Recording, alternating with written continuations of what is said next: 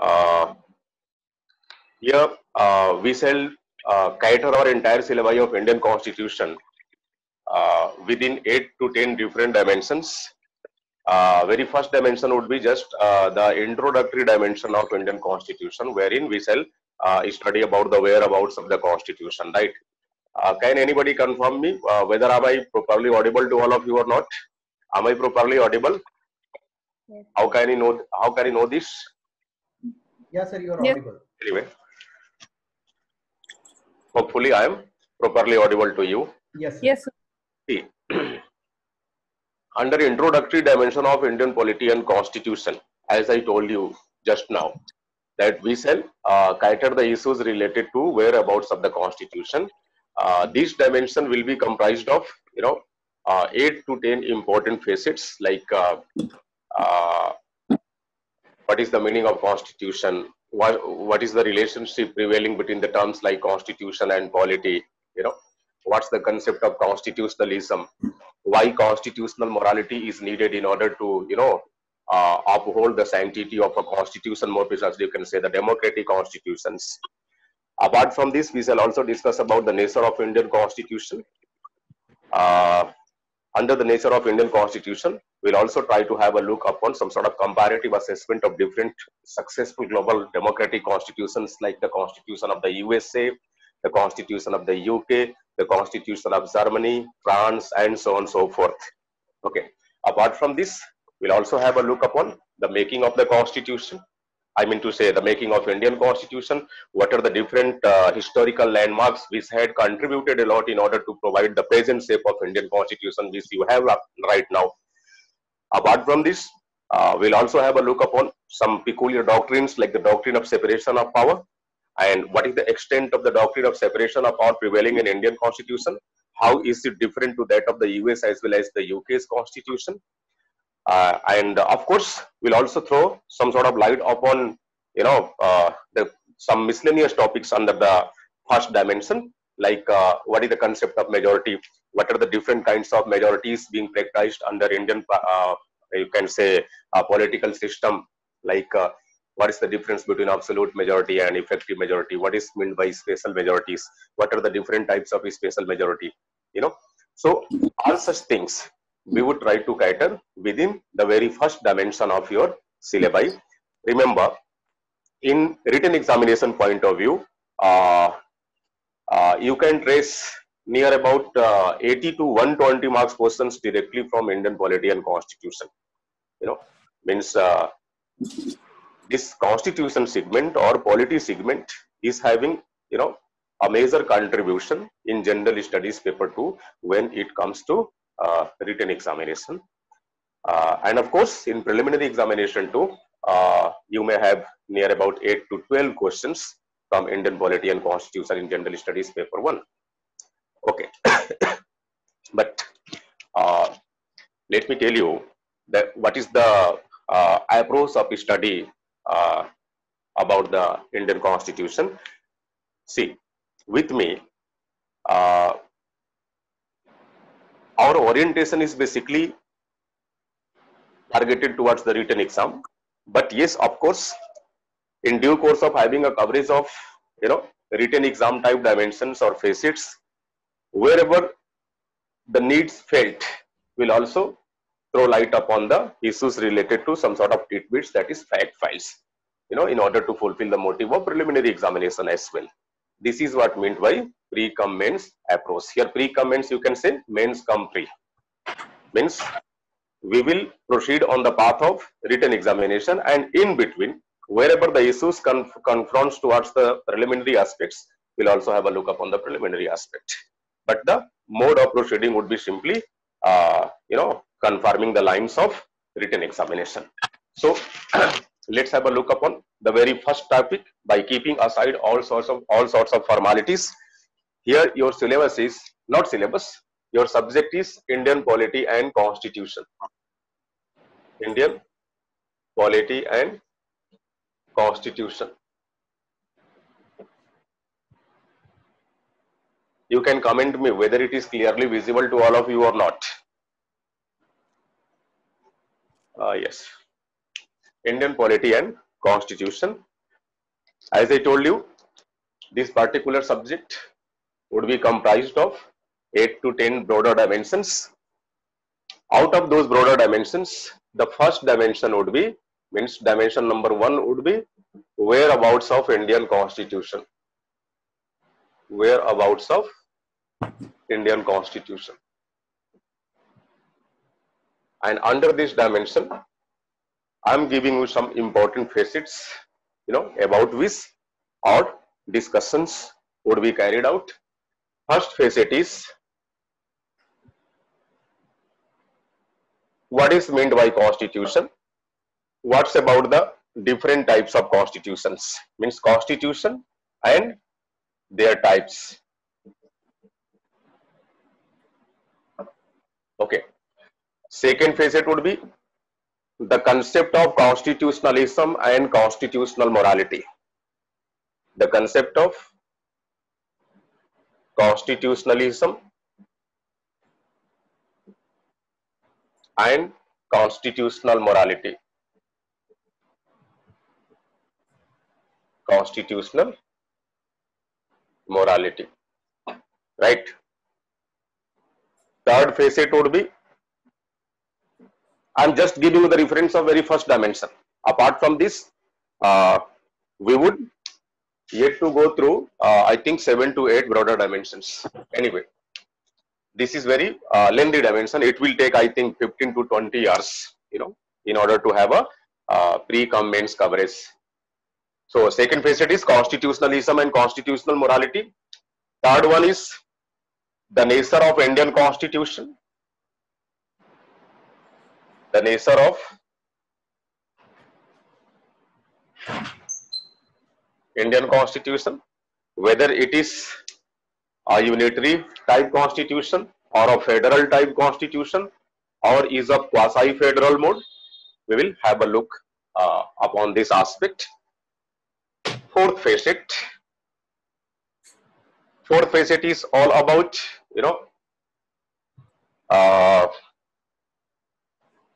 the concept of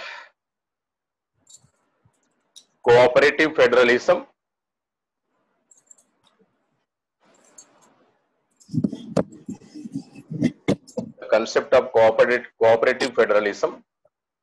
as well as the competitive federalism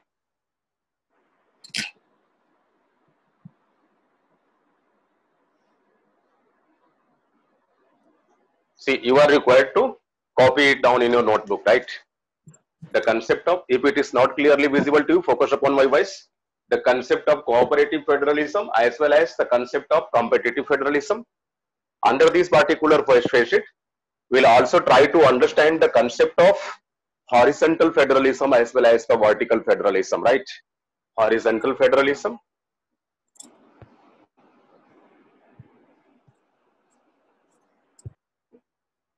as well as the vertical federalism.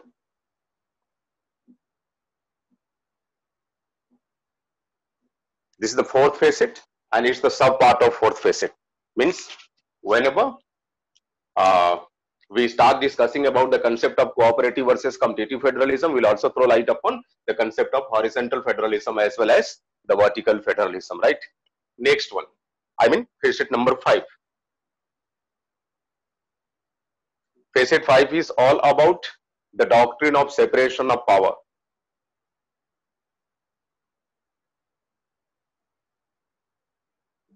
The doctrine of separation of power.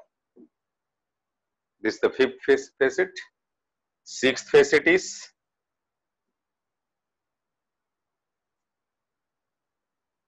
kinds of majority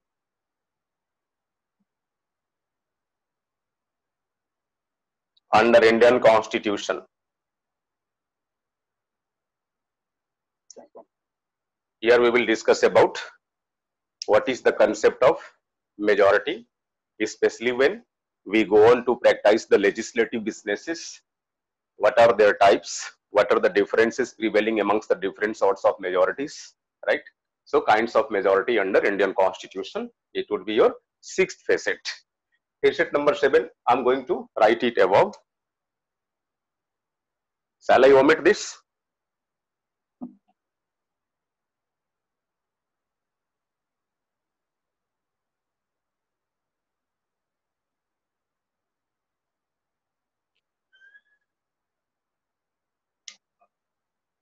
Facet number 7 is different landmarks of, or rather you should write different historical landmarks of India's constitutional development. Different historical landmarks of India's constitutional development.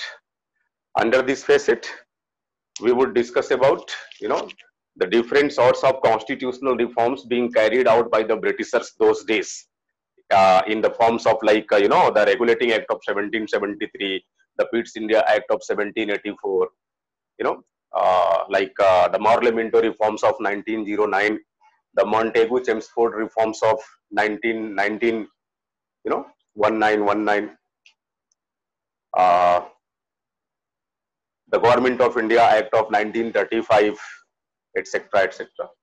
Anyway, so we would study about the different historical landmarks, and no doubt those landmarks were proved to be, very instrumental in developing our nowadays India's constitution. Facet number 8. Facet number 8 would be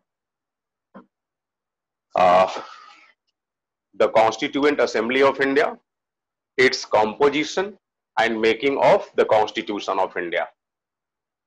The Constituent Assembly of India, the Constituent Assembly of India, its composition, right, its nature, and the making of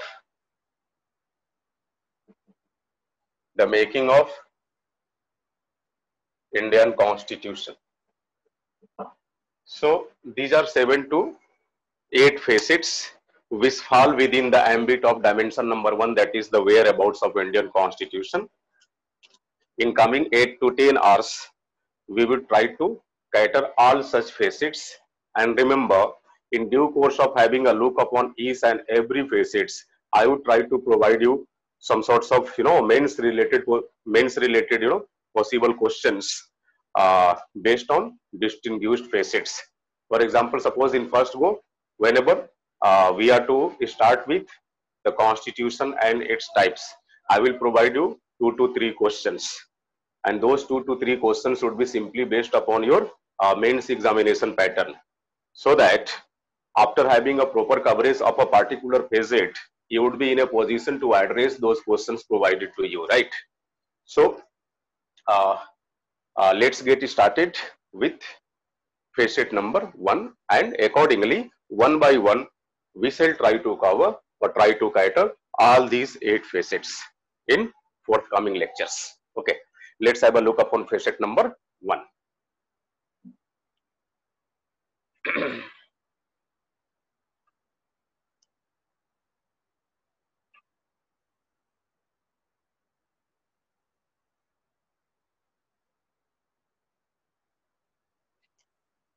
See,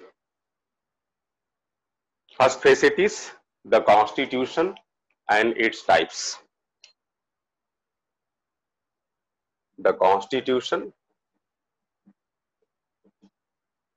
and its types. Okay. See, before starting a formal discussion, I would try to suggest you some important source of reference which you can refer beside your classroom program, and those sources of reference are First of all, I suggest you to refer the NCERT's polity, NCERT's polity, and here you have to select two pieces of NCERT textbooks. One of 11th standard, Indian Constitution at Work, Indian Constitution at Work, right? And second piece of NCERT would be of 12th standard NCERT, 12th standard. It is slightly older version. I'm giving you its name. Its name is Democracy in India. Democracy in India. Issues and Challenges. Issues and Challenges. Right. So you need to refer these two NCERTs at anyhow. First one is Indian Constitution at Work. This NCERT is of 11th standard textbook. And second one is Democracy in India, Issues and Challenges. It is of 12th standard. Only these two NCERT textbooks are required.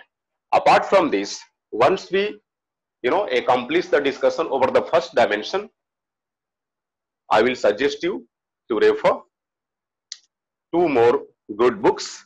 One is of D.D. Basu and other one is of Subhas Kashyap. Subhas Kashyap. Subhas Kashyap has written so many books, but those books which are of our concerns, they are basically, first one is The Constitution of India, The Constitution of India, and second one is The Parliament of India. The Parliament of India. Are you getting my point? Means you need to purchase two textbooks written by Subhas Kashyap. One is Constitution of India, other is the Parliament of India.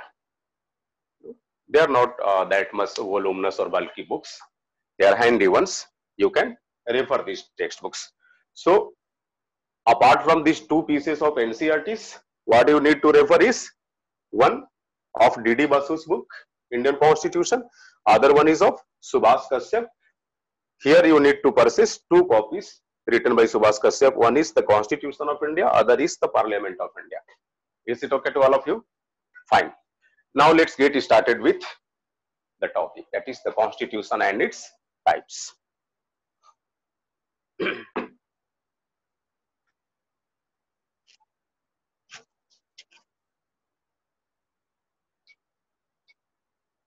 See,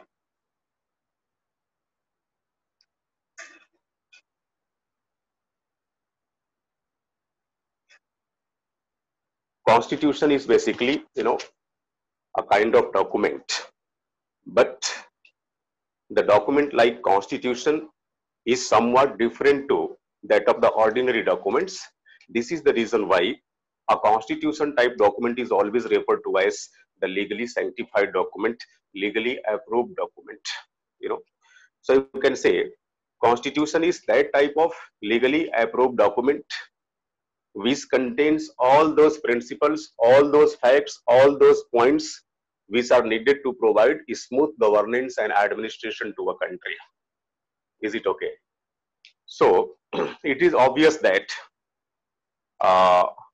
for any state, here state, you should corroborate it as a country. So for any country, if the country wishes to, if the country intends to ensure a smooth governance and administration, it is obligatory that it must possess some sort of legally sanctified document in the form of Constitution. It is the Constitution only. I am referring it in the context of a particular country, means for a country, it is Constitution only which makes us know about what is the nature of polity existed in that country. Okay. In order to recognize the nature of polity existed in a country, it is imperative for you to first of all go ahead and refer the constitution of that country in order to know the nature of that constitution. Whatever the nature of constitution you find, that would be directly proportionate to the nature of polity existed in that country. I hope you might have, extracted something out of this statement. The statement is, whatever the nature of constitution we find, it is corroborative of the nature of polity existed in that country. It means that polity and constitution, these two terms are basically the synonyms to each other. If somebody says for a particular country X, the nature of constitution of country X is basically of unitary type, then it would automatically be made obvious to you that the nature of polity existed in that country must also be of unitary type. If somebody says, yes, have a look, this is country Y, and the constitution found here is of nature federal, means the constitution of country Y is of federal nature, it is more than sufficient to let you acclimatized about the fact that the nature of polity existed in country Y must also be federal one. That's why I told you just now that the two terms, namely the polity and constitution, both are having similar meanings. Only their orientations are different. Their orientation is, in what manner they are different? The manner is very simple. For example, suppose somebody says that here is a context related to some sort of theoretical perspective, and here is a context related to something like practical perspective. Okay, and suppose out of these two boxes, like theoretical perspective as practical perspective, I am going to put a single entity, and that entity is all about, suppose that entity is all about the governance and administration of a country. Let us consider that the concept of governance and administration of a country can be referred to as a particular entity, and this entity is going to be incorporated into two different boxes. One box is all about to show something related to theoretical aspect, and other box is all about to show something related to practical aspect. Okay, see, if the governance and administration of a country is represented by a means of some sort of theoretical aspect, that box would be referred to as the constitution of that country. And if the governance and administration of a country, suppose you are moving ahead to incorporate this concept, the concept of governance and administration of a country, into this box, that is practical box. In that situation, this practical orientation of governance and administration of a country would be referred to as the polity of that country. Polity of that country means polity and constitution both entails a particular concept, and that concept is solely related to governance and administration of a country.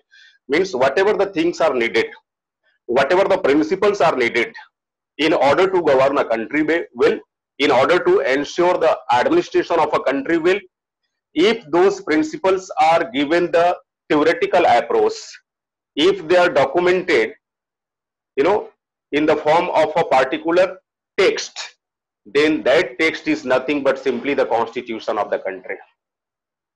While whatever the governing principles or administrative principles you find within that, or you find under that theoretical text, if they are put into practice, then it would simply culminate into polity. So, in single sentence, if you wish to write the simple meaning of constitution as well as the simple meaning of polity, you can write it in a manner like, the constitution is that type of entity which provides the theoretical shape to a country's governance and administration, while the polity of a country is all about the fact that if the principles related to governance and administration be given a practical shape, then it would result into polity. This is what the orientation related difference prevailing between the two terms, the constitution and polity. But in actuality, don't you think they are the same thing? They are the same thing. If you are going to refer the different provisions of a constitution, remember, out of the different provisions of the constitution, you will simply get the facts related to governance and administration of that country. And see, if those principles are put into practice, They are subject to implementation. Then after implementation, whatever you witness, whatever you observe, that is basically the behavior or quality of that country. Okay.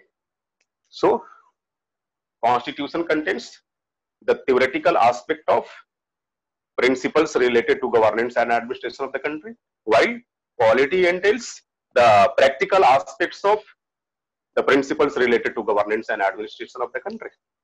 Fine. This is what the correlation prevailing between the two terms, the constitution and polity. But now be specific towards constitution, because our topic was constitution and its types.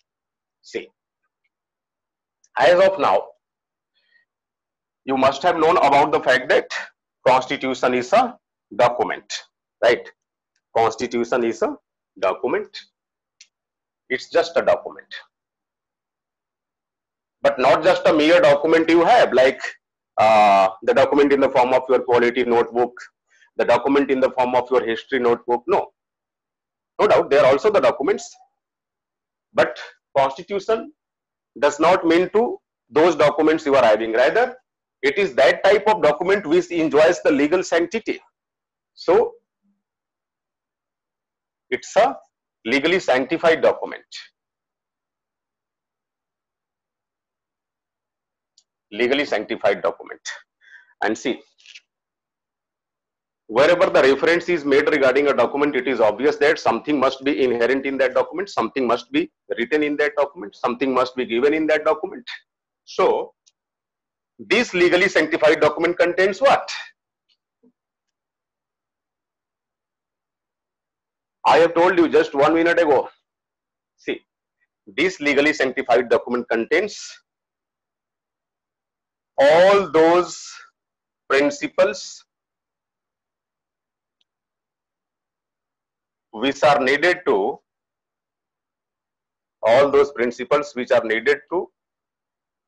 ensure the governance and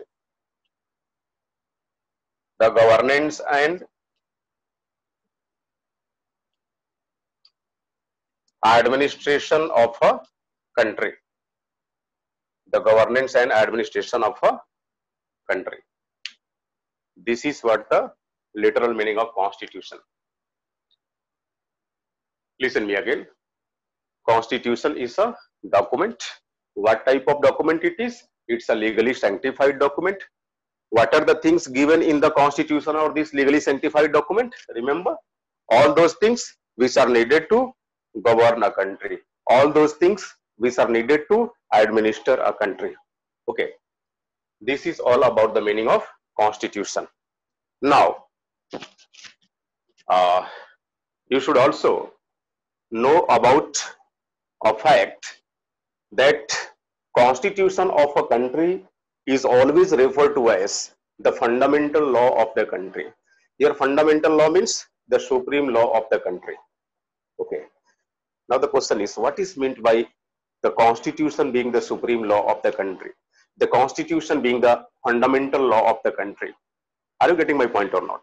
Remember, the constitution being the fundamental law of a country is all about the fact that wherever a particular legislation is about to be made, or wherever the legislative authority of a country intends to go on in order to make a legislation, remember that legislation can be given the legal validity only and only when it confirms the provisions enshrined in the constitution of that country, otherwise not.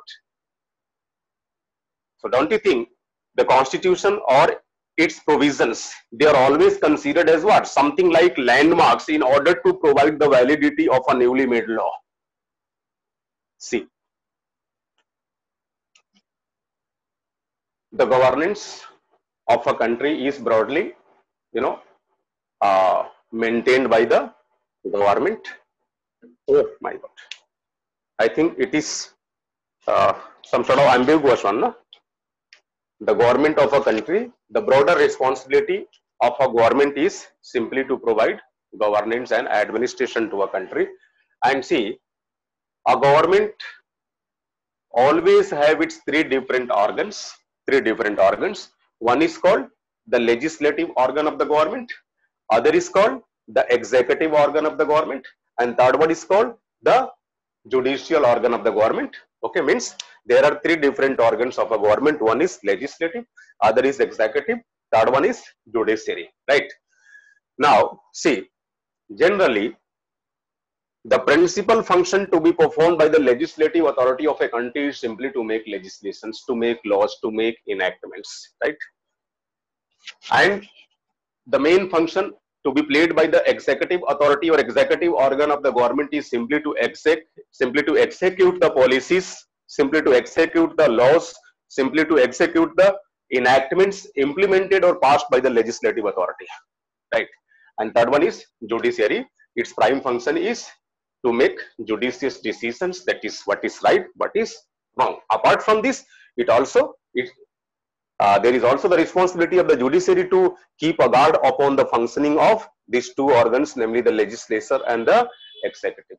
Okay, so these are broadly, different roles to be assigned amongst the different organs of the government. Anyway, here our concern is simply regarding the legislative authority of the country, because I told you that the constitution of a country is called the fundamental law of the country.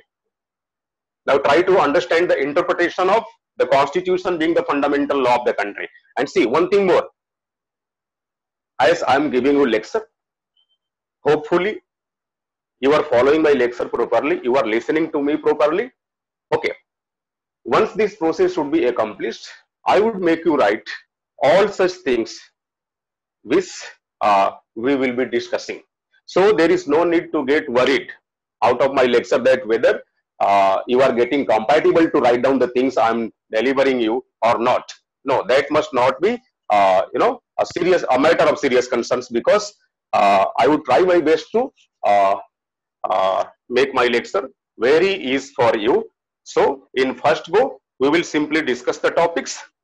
After the discussion be over, after the discussion is finished, I will provide you the dictation in very slow motion, so that you can easily write down the things, jot down the things, whatever I intended to make you understand in due course of having discussion upon that topic. Okay, so right now we are just making discussion. Once the discussion is over concerning the topic like constitution, the meaning of constitution, I will make you write about the constitution, so that a proper note making would also be, continued. Anyway, see, the constitution of a country is simply referred to as the fundamental law of the country. And remember, whatever the acts of the legislature are there, the acts of the legislatures are also called what? Laws or enactments. But since the legislative authority has been vested with the power to make legislation, it does not mean that all sorts of legislations passed by the legislative authority would be given the legal sanctity, legal validity. No, they shall be given the legal validity only and only when they do not confront the provisions given in the constitution. So whether a law shall be provided with validity or not, it simply depends upon the basic law of that country, which more precisely you can refer like the constitution of that country. Means if a legislation is having conformity with the constitutional provisions, if a legislation so passed by the legislative authority is having consonance or resemblance or similarity with the constitutional provision, then only that legislation shall be allowed to enjoy the validity, otherwise not.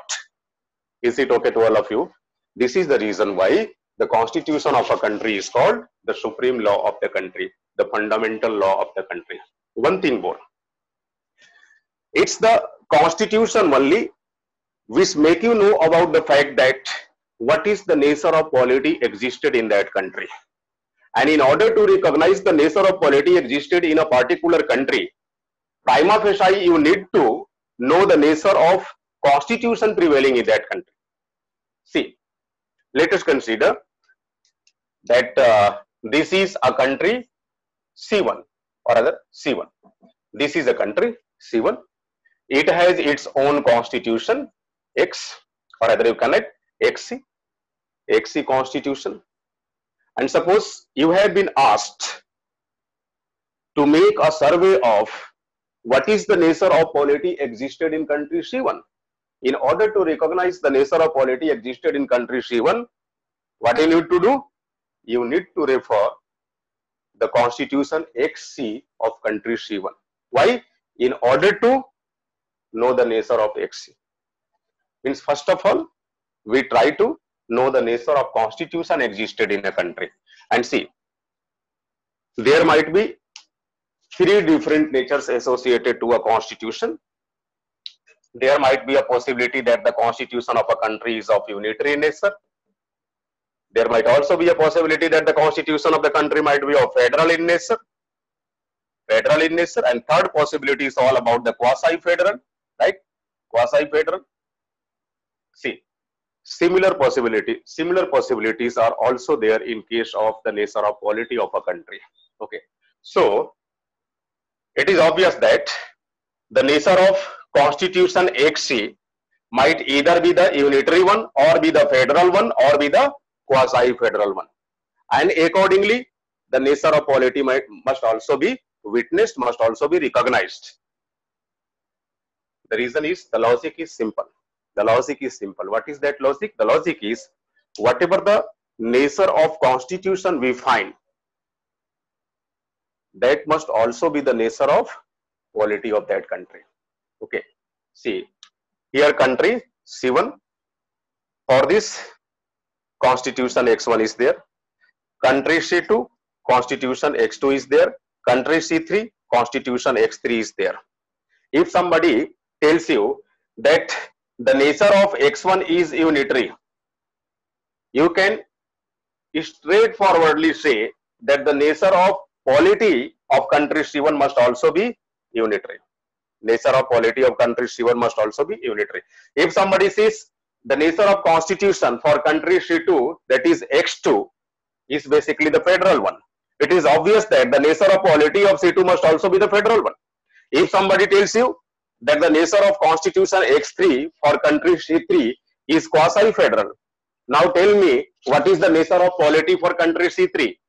Without any doubt, your answer would be again what? Quasi-federal. See, what you can infer out of this hypothesis is, the nature of constitution is directly proportionate to the nature of polity. Okay, the nature of constitution is directly proportionate to the nature of polity. So if somebody says there can be a total of only three types of, or three natures of constitution, one is unitary, other is federal, and third one is quasi-federal, it is obligatory that the types of different natures of constitution might also be of three types, or polity might also be of three types: unitary, federal, and quasi-federal. Means the nature of polity of a country might be one out of three different types: unitary, federal, and quasi-federal. Similarly, the nature of constitution of a country might also be one out of three different types: unitary, federal, and quasi-federal. Is it okay? And whatever the particular nature of constitution of a country you find, that would simply be the nature of polity of that country as well. Okay.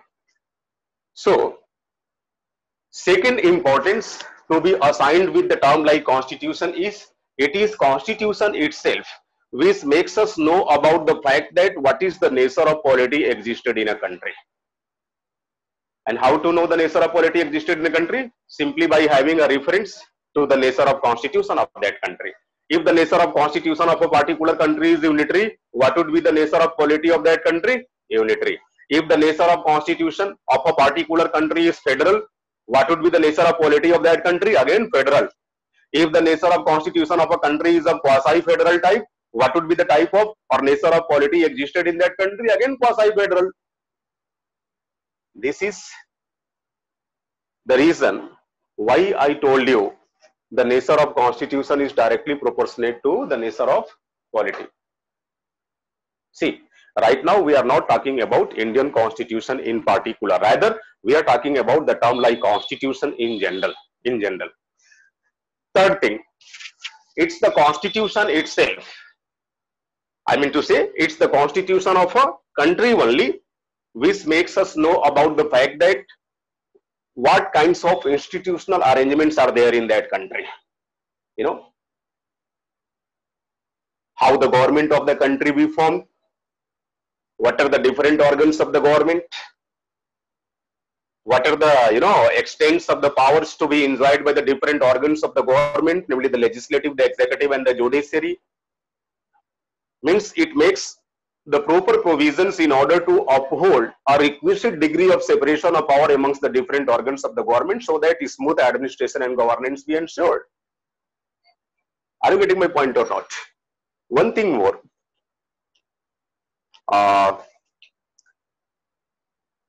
it's the constitution only which tries to fulfill the aspirations of the people of that country. Following those aspirations, they have given the constitution for themselves. So these are certain important aspects related to constitution which I think you need to know. Now write down, please. Put down the heading constitution.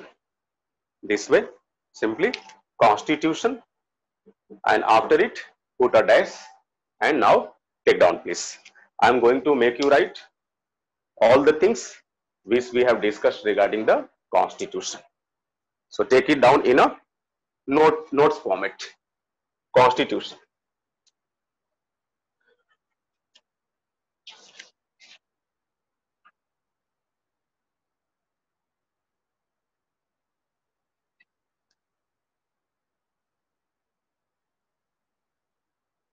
Yes, take down. Constitution is a legally sanctified document. See, sanctified.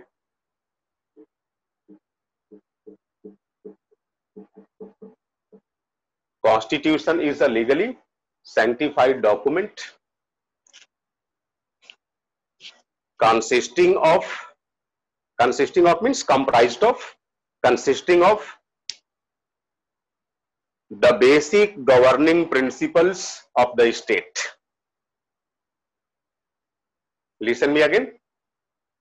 Constitution is a legally sanctified document consisting of the basic governing principles of the state.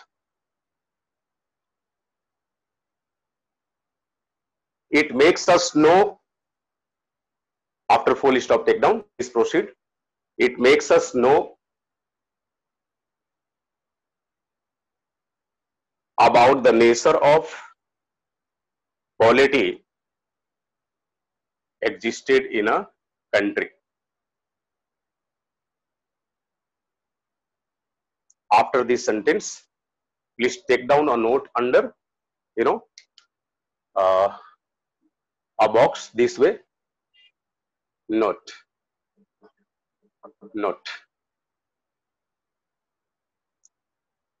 The nature of constitution is directly proportionate to the nature of polity.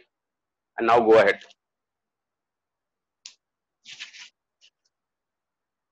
The constitution of a country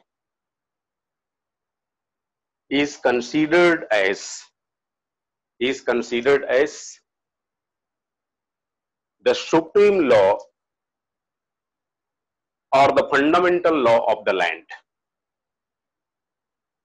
The constitution of a country is considered as the supreme law or the fundamental law of the land, which means that if any other law is to be made,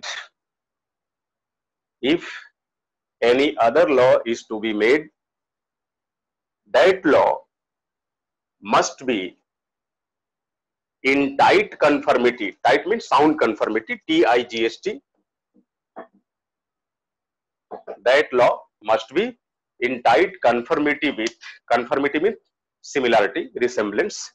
That law must be in tight conformity with the provisions of that constitution, or the provisions, not that, the provisions of the constitution.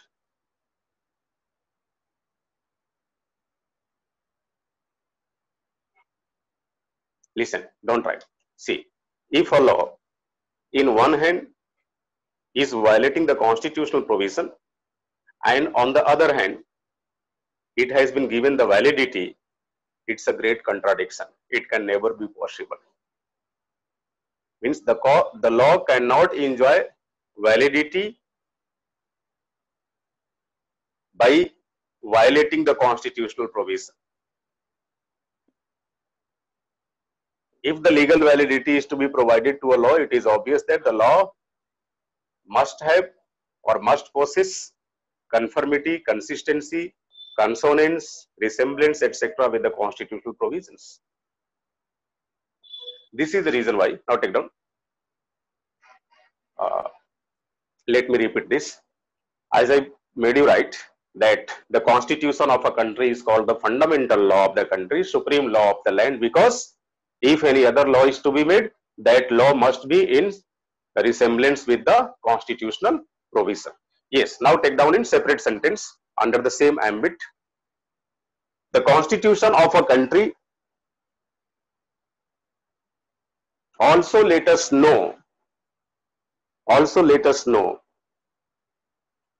about the institutional arrangement of that country. About the institutional arrangement of that country.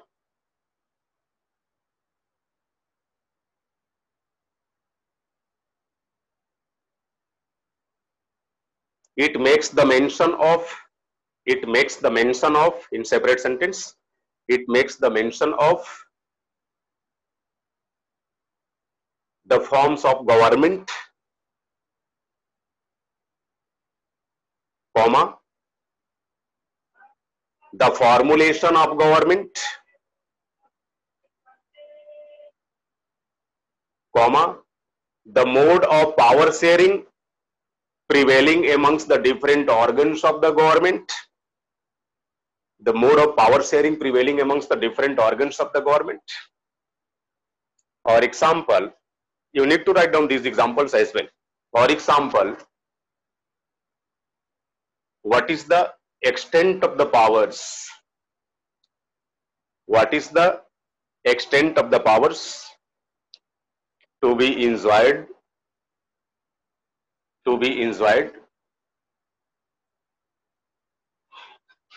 either by the legislative authority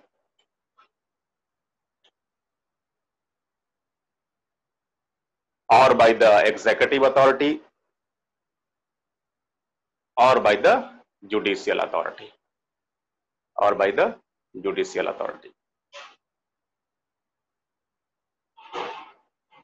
And the last point, please write down. The Constitution simply encompasses the aspirations of the people.